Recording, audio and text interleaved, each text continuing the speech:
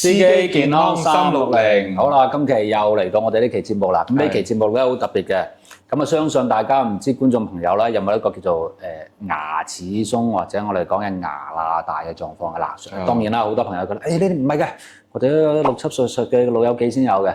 其實唔係㗎啦，即係相信阿胡醫生你之前都接觸好多，其實而家呢個狀況係越嚟越年輕化喎。係啊，都係基本上年輕化而家，反而好多50、60歲嗰啲佢牙齒仲好過後生人。哦，點解咧？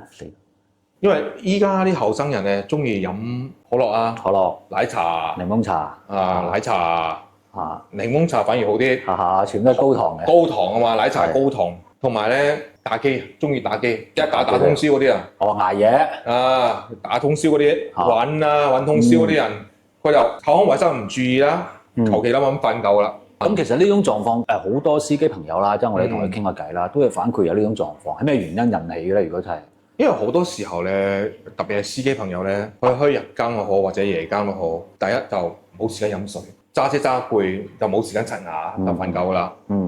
第三咧就食嘢唔定時啊，口腔清潔唔到位啊，仲有咧就係有牙病唔去醫，忍住。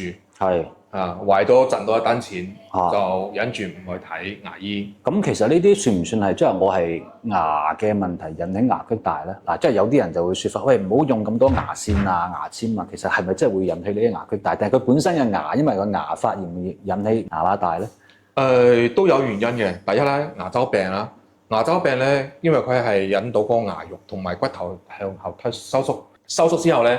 個牙齒牙罅咪就闊咗咯，闊咗啦，佢哋話要出現就個攝嘢。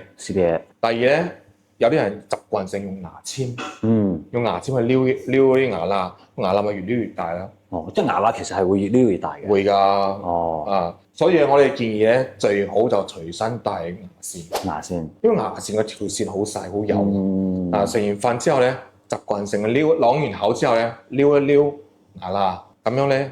會清潔到牙罅入邊嗰啲食物啊、污糟嘢，減輕個牙周病嘅機率。明白。咁如果已經而家有啲觀眾朋友已經有呢個牙罅大嘅情況，即係可能我冇乜好特徵個痛嘅感覺，咁呢種情況下要點樣去處理咧？都係建議大家半年至1年咯，去專業牙科堅持洗牙，睇下有冇咩蛀牙嗰啲牙石多嘅嗰啲問題啊，一定要及時處理。及時處理，因為拖耐咗其實就會嚴重好多，可能就更難處理啦。一旦有牙周病，隻牙齒就可以鬆㗎啦。鬆又要剝又要裝啊，好複雜啊成件事啊。幾廿蚊、百幾蚊嗰啲平價洗牙可以搞掂嘅嘢，唔好拖到去用幾千蚊、幾萬蚊先可以解決到啲問題。甚至你種完牙齒嗰啲假嘅牙，始終都冇自己牙齒咁有力㗎嘛。係，即係可能都會引發咗後續好多其他問題。係啦，其實最主要就係即係我哋講嘅日常維護啦，係嘛？最主要日常維護，做好我哋嘅口腔嘅清潔動作，就可以減少我哋呢個牙罅大同埋一個牙齒鬆動問題。咁我又總想問啦，如果我而家牙齒已經有少少鬆啦，會唔會後續可以令到佢冇咁鬆之餘處理咁嘅做法咧？如果係輕微鬆動咧，可以通過去牙科去普通洗牙或者做深層洗牙，可以解決到呢個問題。有其實佢會唔會都係炎症所以引起呢個牙齒鬆動？